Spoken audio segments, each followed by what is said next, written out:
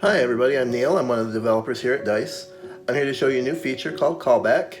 For Callback to work, you need to be running Dice Telephony as well as Dice Central Station, and you should have call delivery running to deliver your incoming phone calls to your operators as if they're alarms.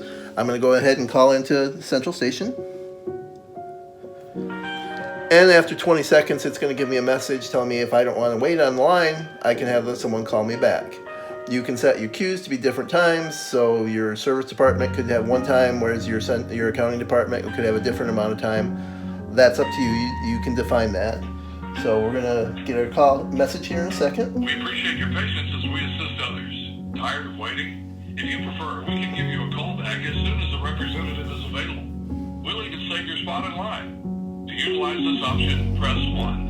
Otherwise, please dial your 10-digit phone number followed by the pound sign so that we can give you a call back.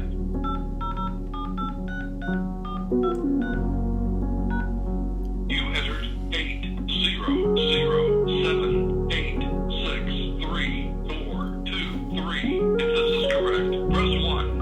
Otherwise, great. We'll call you back at this number as soon as a customer service representative is available. Goodbye. All right, so now then when we go to our Central Station screen,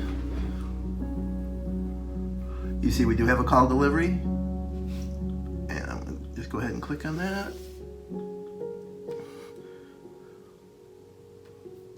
Acknowledge the alarm, and I get a pop-up telling me the customer has requested a call back at 786-3423, and it also shows on my alarm screen that I requested a call back. I'm going to go ahead and click auto dial. And it pops up an auto dial script to let me know that the customer's requested a callback and to walk me through the process. And I'm just going to say that they contacted me. Then if I look in my history,